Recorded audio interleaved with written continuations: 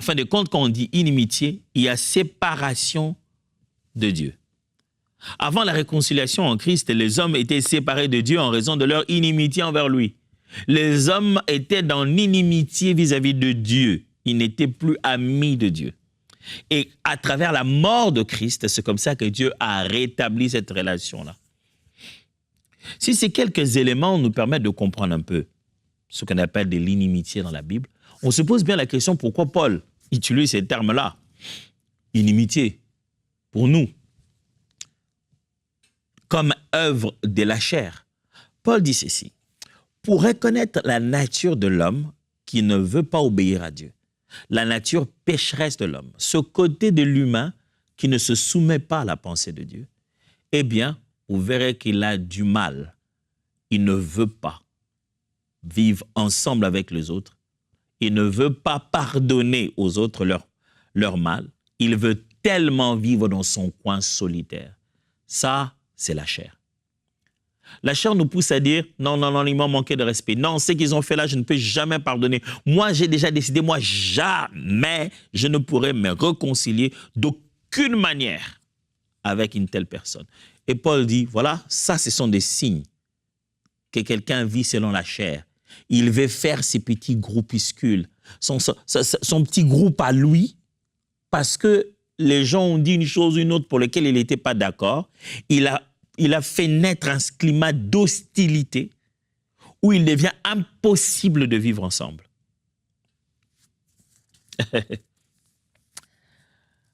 Ces choses, ça détruit les familles, ça détruit les églises, ça détruit les amitiés,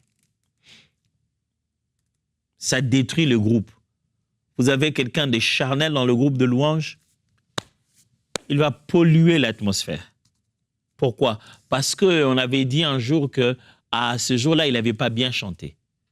Et comme il n'était pas là, le lendemain, il arrive, il dit, OK, donc vous, derrière mon dos, vous racontez des choses que moi, je n'ai pas bien chanté. Vous allez voir, moi, jamais je ne parlerai plus à personne dans cette chorale. Il continue à venir à la chorale, mais il parle à personne.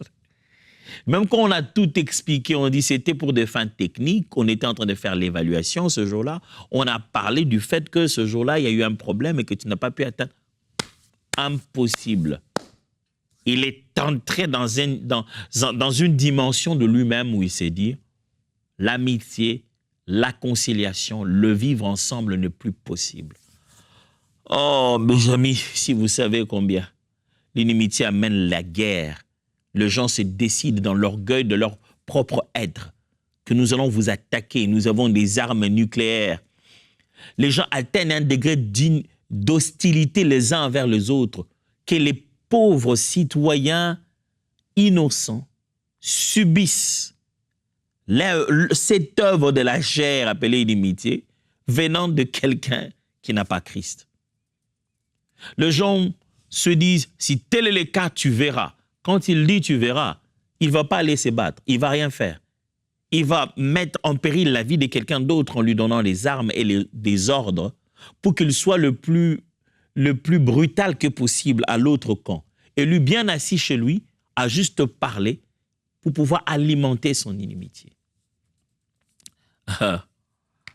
Mes amis, l'inimitié détruit le groupe, détruit la famille, détruit le couple. On arrive à un niveau où on avait des problèmes, on a des différences, ce n'est pas un problème. Mais il a mené ça à un degré où l'hostilité devient à telle enseigne que la relation devient non réconciliable. Ça, c'est la chair. Mon frère, si tu as Christ dans ton cœur et que tu as eu un problème, ma sœur, avec ton mari, quelle que soit la raison de ce problème, ce n'est pas une raison d'amener ça jusqu'à l'hostilité, à l'inimitié. Il y a eu des problèmes, même si le plus fatal arrivait et qu'il y a eu séparation. Mais ne laisse pas ton cœur développer ce degré d'inimitié. Parce qu'en dessous de l'inimitié, il y a de la haine. Une haine qu'on ne veut plus lâcher. Tu dois vivre avec. Chaque fois que tu vois la personne passer, tu dois faire une tête. Vous savez, quand vous voulez quand vous enfermez quelqu'un dans votre cœur, vous souffrez vous-même. Jésus donnait un très bel exemple en matière de pardon. Vous connaissez cette parabole, il dit, un homme, eh bien, il avait pris une dette, il devait, et son créancier lui a dit, remets-moi ma dette parce que ça fait un moment que tu ne remets plus ma dette, alors comme tu n'as pas de moyens, je vais t'envoyer en prison jusqu'à ce que tu puisses remettre ma dette. Il le supplie à cette personne, dit, non, s'il te plaît, je te paierai.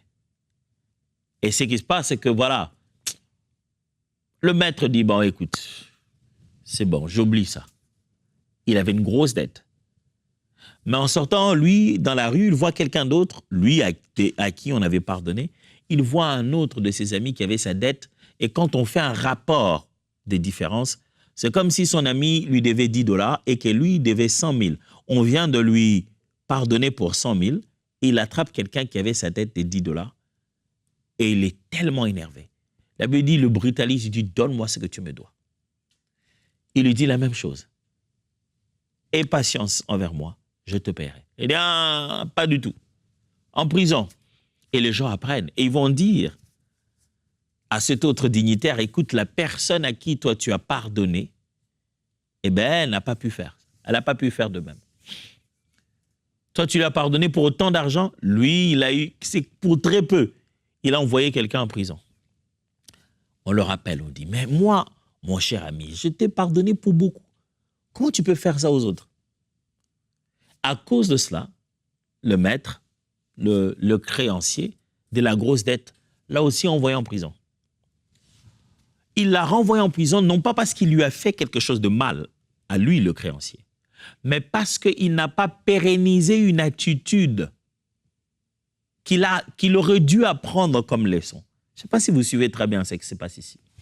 Le créancier n'est pas fâché, ne l'envoie pas en prison parce qu'il lui a fait du mal, non. Parce qu'il lui dit, la leçon a été apprise, la grâce a été donnée, il en a entre ses mains. Il ne peut pas ignorer une grâce qu'il a reçue au moment où on lui en demande. C'est exactement ça. Vous ne pouvez pas ignorer la possibilité de réconciliation pendant que vous-même vous êtes un réconcilié. Vous ne pouvez pas ignorer la possibilité de revenir ensemble après les hostilités, de réparer la séparation pendant que vous-même vous êtes une personne dont la relation a été réparée. Si vous croyez à la réconciliation avec Dieu par l'œuvre de la croix et l'œuvre de Christ, à combien plus forte raison ne ferez-vous pas confiance à la possibilité de réconcilier votre relation avec quelqu'un? Le but ici, ce n'est pas qu'une fois que vous remettez ensemble, vous devenez les meilleurs des amis. Mais non, seulement les sentiments d'abord vis-à-vis de cette personne doivent être en paix. Je l'ai dit à ma honte. Un jour, j'étais très fâché, très indigné contre l'attitude de quelqu'un que je considérais vraiment, moi j'avais vraiment beaucoup de considération pour la personne. Et il y a eu un revirement de situation et j'étais très très indigné par rapport à ces attitudes. J'avais mal à mon cœur, j'étais fâché. Et je me souviens, je sais que Dieu fait souvent ça. Je me souviens que j'étais en train je priais puis je suis allé dormir. J'ai eu un songe. Au cours de ce songe, le Seigneur m'a montré la même personne. On était quelque part en train de prier et cette personne vient, pendant qu'elle priait aussi, elle me serre la main. Au premier tour, je serre la main, mais mon cœur est mal à l'aise. Je fais un tour dans le lieu de prière et je reviens. Quand je reviens encore la deuxième fois, je le trouve toujours au même endroit. Et où est-ce qu'il s'était né? Il s'était né un peu à côté d'une, vous savez, ces portes électriques là, ces portes de contrôle, ces petits portiques de contrôle, ces cadrans de contrôle, où il faut passer pour voir si tu n'as pas des métaux avec toi. Et donc, je passais ce port de contrôle et c'est toujours lui qui se tenait là pour me saluer la main à chaque fois. Il ne me regardait pas des yeux, mais il me mettait tout de suite sa main. Je fais le premier tour de contrôle, de check, je suis rentré, je n'étais pas très bien. Je ne sais pas comment, je me suis retrouvé dehors et je devais encore rentrer à cet endroit de prière, mais à chaque fois que je devais entrer, il fallait que je le serre la main. J'ai refait cette affaire plus d'une fois et à chaque fois que je devais le servir la main, mon cœur s'allégeait.